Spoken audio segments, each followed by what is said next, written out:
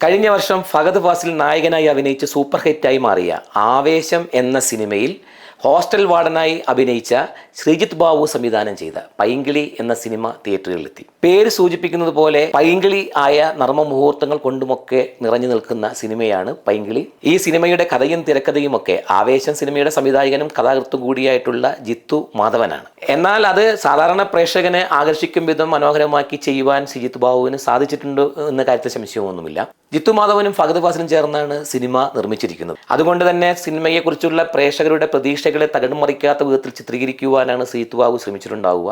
സിനിമയെ പൂർണ്ണമായി മുന്നോട്ട് കൊണ്ടുപോകുന്നത് സജിൻ ഗോപുവിൻ്റെ അഭിനയം തന്നെയാണ്. ക്ലൈമാക്സ് രംഗത്തെല്ലാം തകർത്തഭിനയിക്കുന്ന സജിൻ ഗോപു പക്ഷേ തൻ്റെ ആവേശം എന്ന സിനിമയിലെ കഥാപാത്രത്തെ, അമ്പൻ എന്ന കഥാപാത്രത്തിൻ്റെ അനുരണനങ്ങൾ പിന്നീട് വരുന്ന സിനിമകളിലെല്ലാം പകർത്തുന്നതായിട്ട് കാണുവാൻ സാധിക്കുന്നുണ്ട്. അതിൽ നിന്നൊരു മാറ്റമുണ്ടാക്കുവാൻ അദ്ദേഹത്തിന് സാധിച്ചാൽ മലയാള സിനിമയ്ക്ക് നല്ല സംഭാവനകൾ ചെയ്യാൻ കഴിയുന്ന നടനാണ് സജിൻ ഗോപു എന്ന കാര്യത്തിൽ സംശയമൊന്നുമില്ല. സിനിമയിൽ ഉടനീളം നിറഞ്ഞു നിൽക്കുന്ന സുഗു സുജിത് കുമാർ എന്ന കഥാപാത്രമായി സിനിമയെ സ്വന്തം തോളിലേറ്റി മുന്നോട്ട് കൊണ്ടുപോകുന്നുണ്ട് സജിൻ ഗോപു. രേഖാചിത്രത്തിലെ നായികയായി തകർത്തഭിനയിച്ച അനശ്വര രാജൻ പക്ഷേ ഷീബ ബേബി എന്ന കഥാപാത്രത്തെ പൈങ്കിളിയിൽ അവതരിപ്പിക്കുമ്പോൾ പലപ്പോഴും ഓവർ ആക്ടിങ്ങിൻ്റെ ഘടകങ്ങൾ വന്നു ചേരുന്നതായിട്ട് നമുക്ക് തോന്നാം. കഥയൊക്കെ ആകെ മൊത്തത്തിൽ ഒരു പൈങ്കിളി തന്നെയാണ്. പക്ഷേ ആ കഥയൊക്കെ പ്രേക്ഷകരെ രസിപ്പിക്കാനാവും വിധത്തിൽ അണിയിച്ചൊരുക്കുവാൻ തൻ്റെ ആദ്യ സംവിധാന സംരംഭത്തിലൂടെ ശ്രീജിത്ത് ബാബുവിന് സാധിച്ചിട്ടുണ്ട്. ജസ്റ്റിൻ വർഗീസിൻ്റെ സംഗീതവും അർജുൻ സേതുവിൻ്റെ ഛായാഗ്രഹണവും കിരൺദാസിൻ്റെ എഡിറ്റിങ്ങുമൊക്കെ സിനിമയ്ക്ക് നന്നായിട്ട് ഗുണം ചെയ്യുന്നുണ്ട്.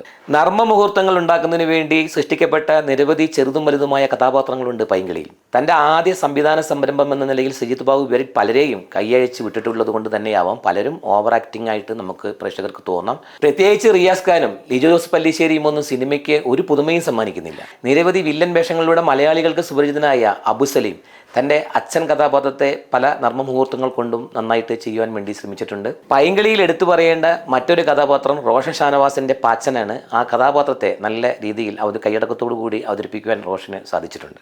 വ്യത്യസ്തമായ ഒരു പ്രണയകഥ എന്ന പ്രതീക്ഷ നൽകിക്കൊണ്ട് വാലന്റൈൻസ് ദിനത്തിൽ തന്നെ ഈ സിനിമ ഇറക്കുവാനുള്ള കാരണങ്ങളിൽ ഒന്ന്, MA പഠിച്ചാലും BA പഠിച്ചാലും എന്നെ മറക്കരുത്.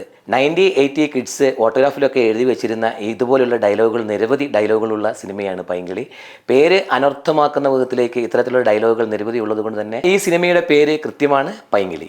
എടുത്തു പറയാനാവുന്ന വിധം വലിയ പ്രത്യേകതകളൊന്നുമില്ലെങ്കിലും സിനിമയെ ആകെ മൊത്തത്തിൽ പരിശോധിച്ചാൽ സാധാരണ പ്രേക്ഷകർക്ക് ബോറടിക്കാത്ത വിധം 2.5 മണിക്കൂർ സമയം തള്ളി നിൽക്കാൻ സാധിക്കുമെന്നുള്ളത് കൊണ്ട് തന്നെ വൺ ടൈം വാച്ചബിൾ മൂവിയാണ് പൈങ്കിളി എന്നും കൂടി പറഞ്ഞു വെച്ചുകൊണ്ട് മറ്റു സിനിമയെ നമുക്ക് വീണ്ടും കാണാം.